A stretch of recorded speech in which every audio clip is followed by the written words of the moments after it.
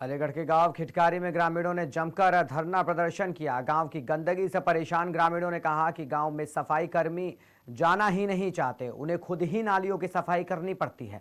ग्रामीणों ने आरोप लगाया कि प्रधान और सफाई कर्मियों की मिलीभगत है, जिसकी वजह से सफाई कर्मी सफाई करने नहीं आते। देता है ना ही प्रधान ध्यान देते हैं। प्रधान जी के पास जाते हैं, वो कहते हैं आप अपने आप सफाई कर सकते हो। 4 दिन से और हम बार बार जाते हैं, वो अपने आप साइन करके वहीं से अपने चले जाते फोन हैं। कर रहे हैं और घर जा रहे हैं। हफ्ते भर से उनके पास जाते हैं, न इधर कोई ध्यान है न कोई सफाई है। कोई सफाई कर्मी नहीं आया।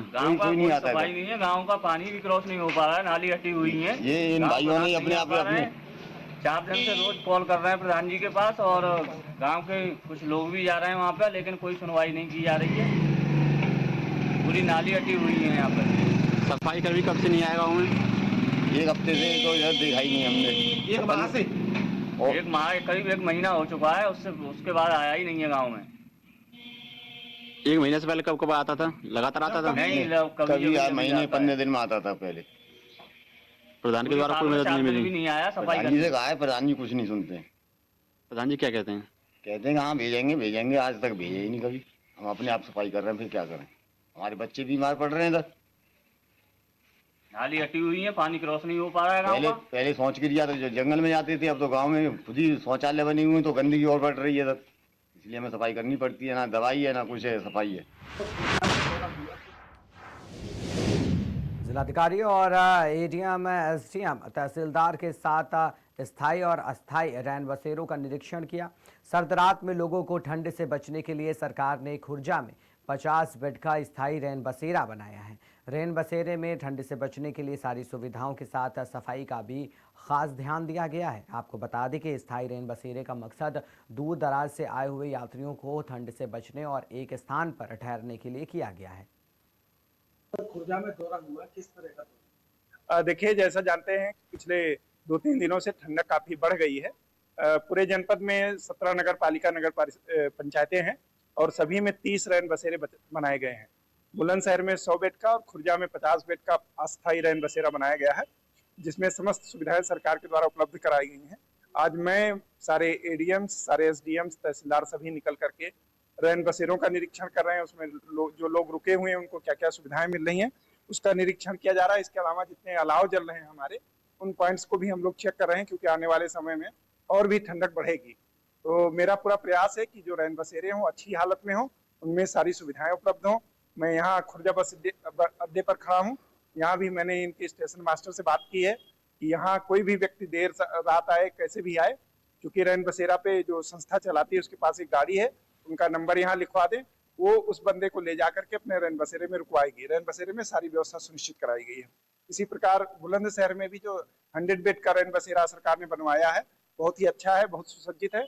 इसके अलावा बस अड्डा बुलंदशहर में भी हम लोगों ने एक रैन बसेरा अस्थायी रूप से बनवा दिया है। तो मेरा आपके माध्यम से सभी बुलंदशहर वासियों से अनुरोध है, इसका ज्यादा से ज्यादा व्यापक प्रचार प्रसार करे।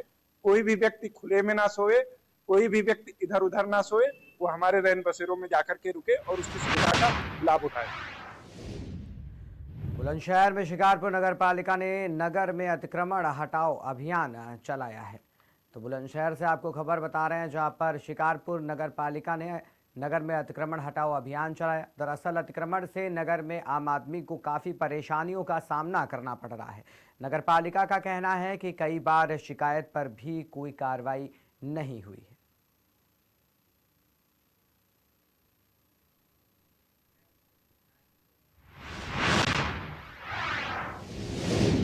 शुगाबाद थाना क्षेत्र के असुआ रोड से एक मामला सामने आया है, जहां मोबाइल लूट कर भाग रहे लुटेरों से पुलिस की मुठभेड़ हो गई, जिसमें एक लुटेरे के पैर में गोली लग गई। गोली लगने से लुटेरा घायल हो गया, तो वहीं दूसरा साथी भागने में कामयाब रहा।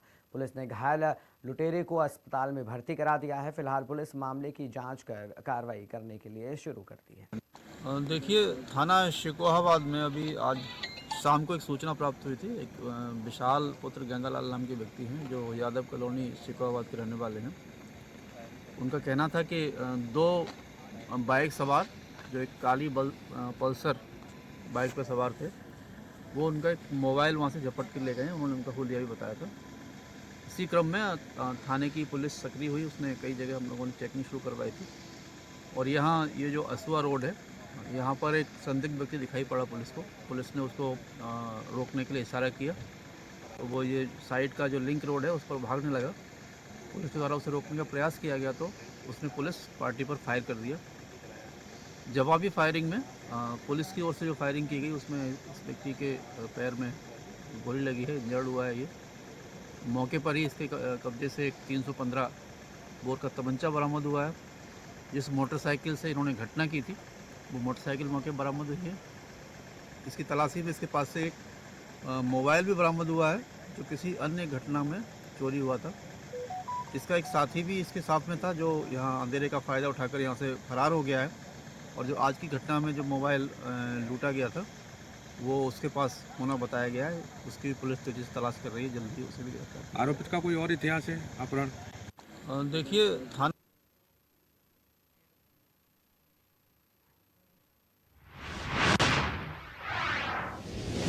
हरदोई के नगेटा रोड के आवास विकास में चल रहे नगर पालिका के द्वारा नाले के निर्माण में चल रही लापरवाही पर औचक निरीक्षण करने पहुंचे डीएम को अचानक ठेकेदार द्वारा बरती जा रही लापरवाही को देख गुस्सा आ गया, जिसके बाद उन्होंने मौजूद नगर पालिका के ईओ और इंजीनियर की जमकर क्लास लगा दी और काम की क्वालिटी में सुधार लाने के निर्देश भी दिए।